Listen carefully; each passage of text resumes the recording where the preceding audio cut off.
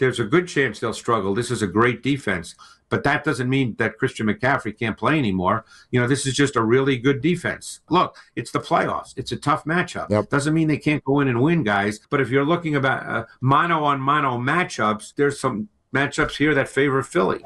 Everybody is waiting for your words on Eagles Niners best. I'm surprised. I'm actually surprised you guys are there because I thought you might be playing linebacker this week for the Niners. I love it, Greg. That's very good material, and luckily we're not. But I don't know if we know who is. I'm heavy enough, but not quite strong enough. Sadly. Well, it appears that in their nickel, it appears it'll be Kendricks and Wallo to start. We'll see what happens. I guess after that. Can we start there? Kendricks and Wallo, like what? What have you seen from them on tape, and can you share anything that feels optimistic to a Niner fan about what they can do? That's a hard question. Kendricks played in the league a long time. I don't think he played poorly last week when he had to play meaningful snaps. Wallo played as well. It's funny. I forget what year Wallo came out, but I did him when he came out of college. You're down to, in a sense, street free agents, and sometimes that happens at this time of year, and you got to make do. I would imagine they'll play as they did in the second half last week. I imagine they'll play a lot of big nickel, and they'll play Pinnock as their third safety, which is, as I said, what they've done at times this year once the injuries started to pile up at linebacker. But you're playing with guys who are not your starters; they're street free agents. What I don't know is I don't know if that means that Robert Saleh has to simplify things. And, these are the things we're not in their meetings, so we don't know. But obviously it's not an ideal situation. And when you go to that package where they go big nickel, how does that affect what Philadelphia does? Do the Niners have the ability to cover, especially Dallas Goedert and others, when, the Eagles look to throw against that package? Well, normally when they play big nickel, Pinnock is a second-level defender, and their tendency, I think, when they play big nickel is to then play Mustafa and Brown on the back end, and Pinnock is at the second level. The Eagles are an odd team because they're not a true passing team. So it's kind of an odd situation because normally, and again, you never know in the playoffs. And by the way, the wind gusts in Philadelphia are supposed to be 40 miles an hour. So we'll see if the pass game is even a big deal. I would bet, again, you never know until games are played. So this is just analyzing based on what we have now. But I would think that the Eagles, even though they've not run well this year, would believe that they could run the ball against the Niners. I think they'll believe they can attack the edges. The Seahawks attack the edges pretty well in that final regular season game. And I would think the Eagles, because they're a run-first team, even though they have not been anywhere near as successful this year running the ball as they were a year ago, they're a run-first team. All right, before we look too far into the future and Eagles-Niners, I would love to get some of your thoughts on what happened. Why did the Niners only score 3 points? What happened when they had the ball? Well, it's funny. Obviously, because it was the only game on, I watched it live. It wasn't like a red zone deal. As soon as Seattle got the ball first and started driving, the whole feeling to me of the game changed because the Niners are a pace and tempo offense. They're not a big play offense in the sense that they push the ball down the field in the pass game. They're a sustaining, controlling offense. And that game, to me, watching it live, felt like it was getting away from them pretty much right from the start. And then when they had the first 3 and out, and then Seattle marched right back down again, all of a sudden you're in the second quarter, and the Niners never seem to be able to develop any pace and tempo for the game. They can't play like that. That's not who they are. They need to be able to control the way the game is played with their offense doing that. So, it was an odd game in that regard. There was just never any sense that their offense had any control over the way the game was being played. So if they want to do pace and tempo against Philadelphia, looking at the Eagles' defense against the run, as I know you've watched a majority of their snaps all year, how does that match up? Can the Niners do better against Philly on the ground than they did against Seattle? Well, Philly's got a really good defense, too. Their D tackle rotation is really good. Carter. Jordan Davis has had his best season by far. He's become a dominant run defender. Jomo plays meaningful snaps. Nakobe Dean's going to be back for this game. He's a full participant in practice. So the Eagles are a very, very good defense. I think over the last 8 or 9 weeks, they might be the number one scoring defense in the league. This is not an easy assignment. I mean, it just, you have to talk about it the way it is based on the film. I mean, the Eagles are a very, very good defense. The question is, will the Eagles play in their base defense versus the 21 personnel, or will they play more nickel because maybe they like DeJean closer to the line of scrimmage because he's a very tough physical run defender as well as a slot corner. So that's really the question for the Eagles, but their defense has played exceptionally well over the last 2 months. Greg, let's see if we can zero in on part of the defense. Let's just talk about the way they stopped the run. I'm thinking of the Black Friday game. Chicago ran the ball all over them. Is there an opportunity there for the Niners? And part of that, let's assume Trent Williams played. How much does that change what we saw last week to this week, particularly in the run game?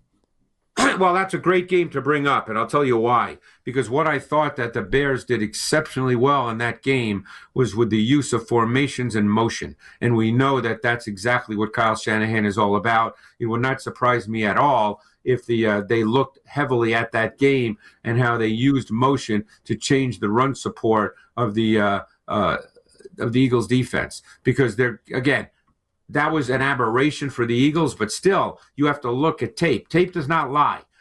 You don't write it off. You look at the tape and you see what a team did. And I thought the Bears did a phenomenal job with pre-snap movement, creating changes in run support, creating angles, creating numbers advantages for the Bears run game. So they'll look at that in detail, I imagine, and see how they can extrapolate some of that to what they do. And how much of that in that game was built on what you talked about before, Greg, which was the rhythm of the offense? So Chicago had it going early. They had it going in the middle, and they kept it rolling. How important is that for Shanahan to be able to establish that?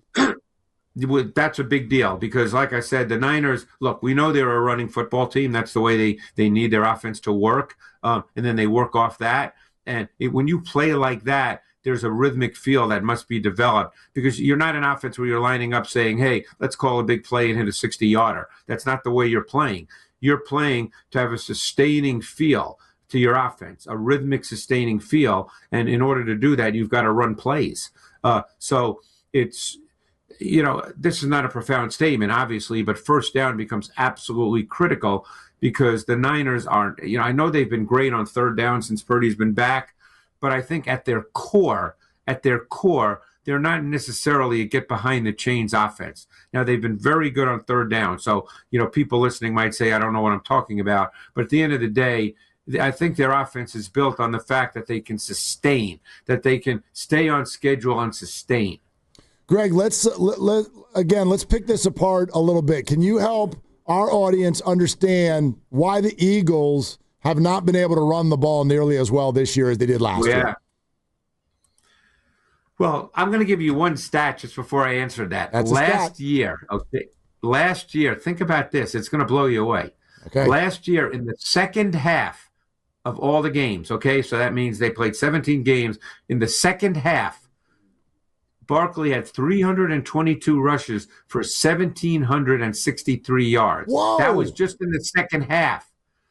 You know what his numbers are in the second half this season? Go for it. 136 for 508. Woo. He has 1,250 less yards this year in the second half of games than they did a year ago. Their O-line has not been very good.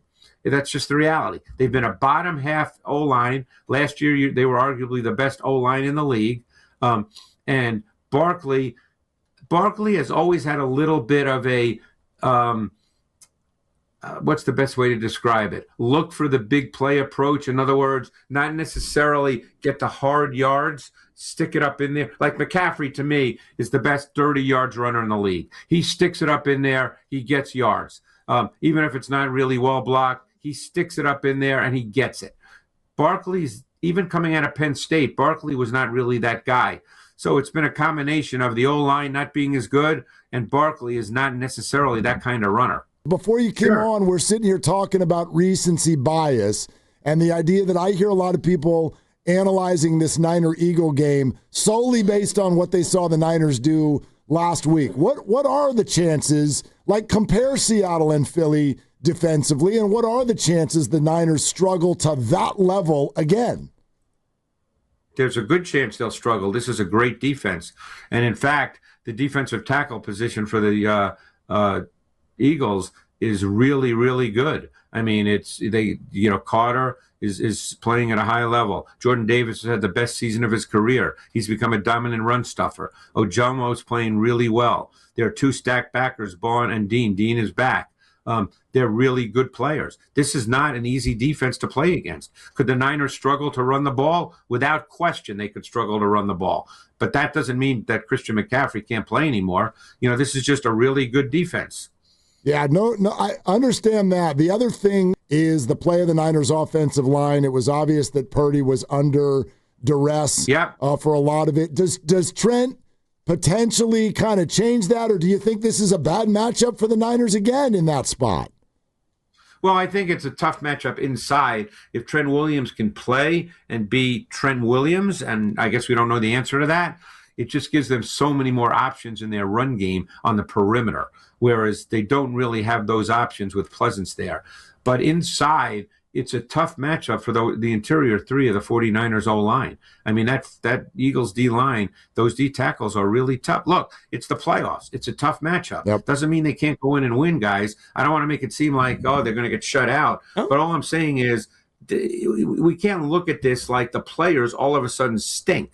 They're playing against a really good team. They just played against a really good defense as well. They may be playing against two of the three best defenses in the league. Put Houston in that category as well. So, it's the playoffs. These things can happen. They're going to have to find a way to move the ball. But if you're looking about mano-on-mano matchups, there's some matchups here that favor Philly.